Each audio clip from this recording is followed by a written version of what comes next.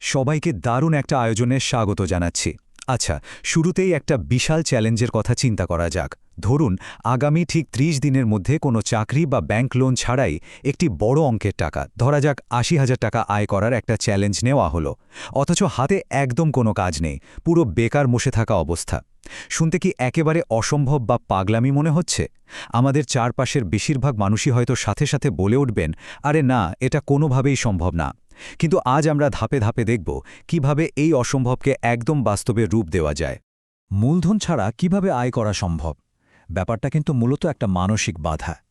অনেকেই বিশ্বাস করেন যে টাকা আয় করতে হলে হয়তো কপাল খুব ভালো হতে হয়, লটারি জিততে হয়, অথবা শুরুতেই কারি কারি টাকা বিনিয়োগ করতে হয়। মানুষ চায় পকেটে টাকা আসুক, কিন্তু ওই আরামের জায়গাটা থেকে আর বেরোতে চায় না। সারাদিন বসে বসে অন্যের ভাগ্যকে ক্রেডিট দেওয়াটা কিন্তু খুব সহজ, তাই না?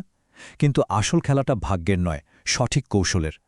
সম্পদ তৈরি করা আসলে কোনো জাদুর কাঠি ছোঁয়ানোর ব্যাপার না। মজার ব্যাপার হলো, এই কৌশলগুলো কিন্তু আজকের কোনো নতুন আবিষ্কার না।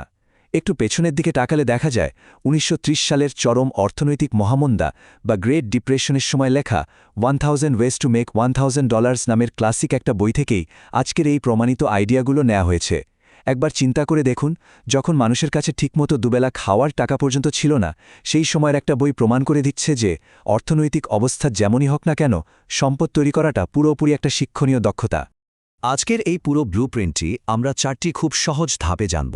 প্রথমটি হল মানসিকতার পরিবর্তন, এরপর প্রথম স্তম্ভ সমস্যার নগদীকরণ, তারপর দ্বিতীয় স্তম্ভ রিভার্স ব্লুপ্রিন্ট, এবং সবশেষে তৃতীয় স্তম্ভ স্কিল ইকোনমি বা দক্ষতার অর্থনীতি। তো চলুন প্রথমেই জেনে নিই মানসিকতার পরিবর্তনের বিষয়টা। আগেই যেমনটা বলছিলাম, অর্থনৈতিক সাফল্যের ভিত্তি কোনো জাদুকরী লটারি জেতার উপর নির্ভর করে না। সম্পদ তৈরি করা পুরোপুরি শেখা যায় এমন একটা দক্ষতা। খেয়াল করলে দেখবেন, আমাদের সমাজে মূলত দু ধরনের মানুষ আছেন। একদিকে আছেন তারা যাদের অভিযোগকারী মানসিকতা।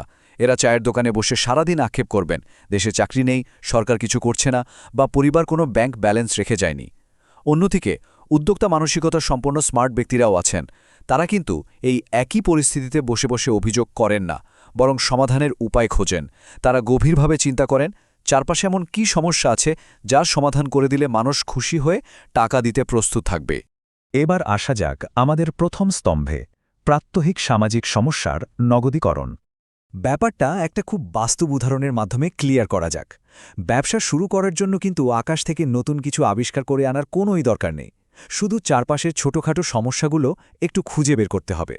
যেমন ধরুন, প্রথম ধাপ, আমাদের আশেপাশের অনেক পরিবারই বয়স্ক মানুষ আছেন। তাদের একটা বড় সমস্যা হলো তারা স্মার্টফোন ঠিকমতো চালাতে পারেন না। হয়তো নাতি নাতিনির সাথে একটু হোয়াটসঅ্যাপে ভিডিও কল করতে চান, বা ছোটখাটো দরকারে বিকাশ বা নগদে টাকা পাঠাতে চান, কিন্তু পারছেন না। এবার দ্বিতীয় ধাপ, সপ্তাহে মাত্র ২-৩ ঘন্টা সময় বের করে তাদের বাড়িতে গিয়ে এই প্রযুক্তিগুলো হাতে ধরে শেখানো যেতে পারে। আর তৃতীয় ধাপ, এই সেবার বিনিময়ে একটা ছোট মাসিক সার্ভিস চার্জ বা ফি নির্ধারণ করা যেতে পারে। একদম সোজা, তাই না? এবার একটু হিসাবটা মিলিয়ে দেখুন তো। এলাকায় এমন মাত্র ১০টি পরিবার যদি ম্যানেজ করা যায় এবং প্রতি পরিবার থেকে যদি ৫০০ টাকা করেও নেওয়া হয়, তাহলে কোনো প্রাথমিক বিনিয়োগ ছাড়াই মাসে ৫,০০০ টাকা আয়ের একটা সুন্দর স্থির প্রবাহ তৈরি হয়ে যাচ্ছে। সাধারণ মানুষ হয়তো ভাববে, আরে দূর, এই বয়স্কদের দিয়ে কী হবে? কিন্তু একজন স্মার্ট মানুষ ঠিক এই ছোট সমস্যাটাকেই তার জীবনের প্রথম ব্যবসায় পরিণত করে ফেলতে পারেন। একটা সাধারণ সামাজিক সমস্যার সমাধান করে কিভাবে বিশাল আকার নেওয়া যায়, তার সবচেয়ে বড় প্রমাণ ফণীন্দ্র শর্মা। ২০০৫ সালে তিনি ছুটিতে বাড়ি যাওয়ার জন্য বাসের টিকিট কাটতে গিয়ে টিকিট পাননি। টিকিট না পেয়ে হতাশ হয়ে স্টাফদের সাথে ঝগড়া করে তিনি কিন্তু বাড়ি ফিরে যাননি। তিনি বুঝতে পেরেছিলেন এই টিকিট না পাওয়ার হতাশাটা শুধু তার একার না, হাজার হাজার মানুষের। আর এই সমস্যার সমাধানের জেদ থেকেই তিনি ২০০৬ সালে মাত্র ৫ লাখ টাকা দিয়ে রেডবাস নামের একটা অনলাইন প্ল্যাটফর্ম চালু করে বসেন। আর জানেন কি, মাত্র ৫ লাখ টাকা দিয়ে শুরু করা সেই ব্যবসাটি ৩০১৩ সালে ঠিক কত টাকায় বিক্রি হয়েছিল? ৮০০ কোটি টাকায়। হ্যাঁ, একদম ঠিকই শুনছেন। একটা সাধারণ সামাজিক সমস্যার সমাধান কত বড় সম্ভাবনা তৈরি করতে পারে, এটা তার একটা চমৎকার প্রমাণ। এর জন্য শুধু চোখ কান খোলা রেখে চারপাশের মানুষের সমস্যাগুলো দেখতে হবে। যদি দেখেন কেউ এর সমাধান দিচ্ছে না, তাহলে আজই কাজে নেমে পড়তে হবে। এবার চলে যাচ্ছি আমাদের দ্বিতীয় স্তম্ভে, রিভার্স ব্লুপ্রিন্ট বা উল্টো পদ্ধতি।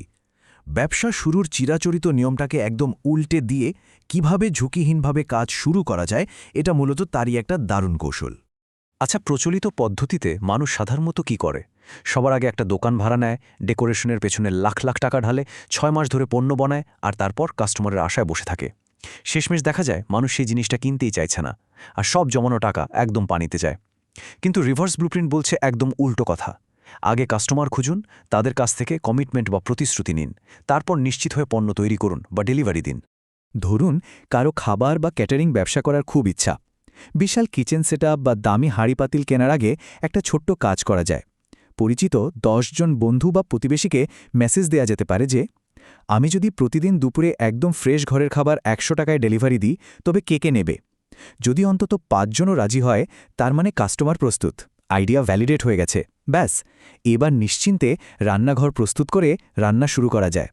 জানেন তো, আজকালকার বড় বড় স্টার্টআপগুলো ঠিক এইভাবেই কাজ করে।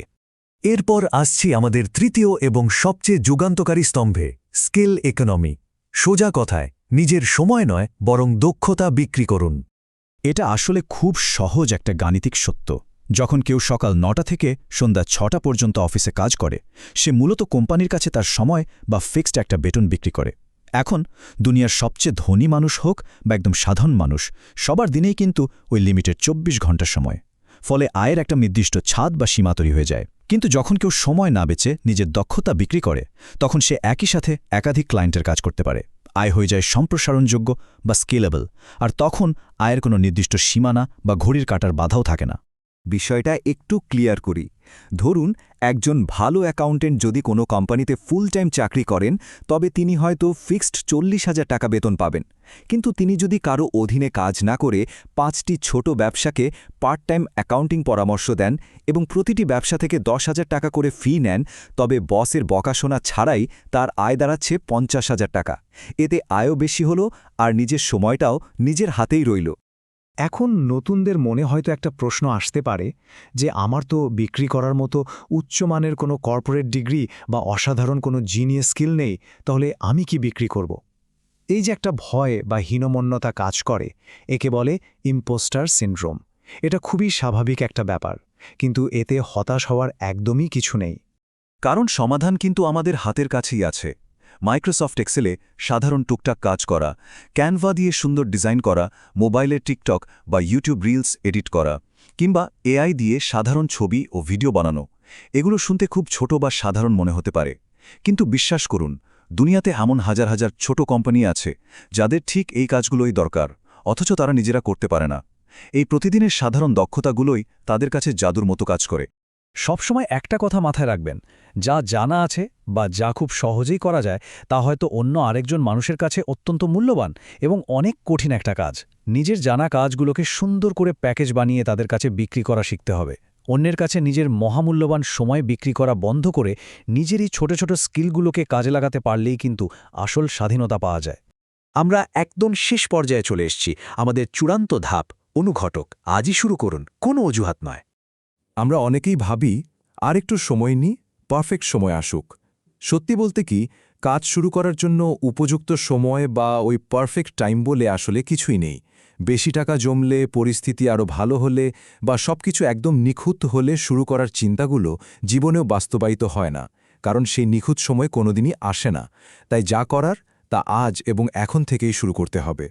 আলোচনার শেষে সব ফালতু অজুহাত একপাশে সরিয়ে রেখে একটু নিজেকে প্রশ্ন করে দেখা যাক তো, এমন কোনো কাজ বা স্কিল রয়েছে যা আজই একটা সেবায় পরিণত করে প্যাকেজ আকারে বিক্রি করা সম্ভব? সেই দক্ষতাকে কাজে লাগিয়ে উদ্যোক্তা হওয়ার প্রথম সাহসী পদক্ষেপটা আজই নেওয়া হোক। আজকের এই বিশ্লেষণটি এখানেই শেষ করছি।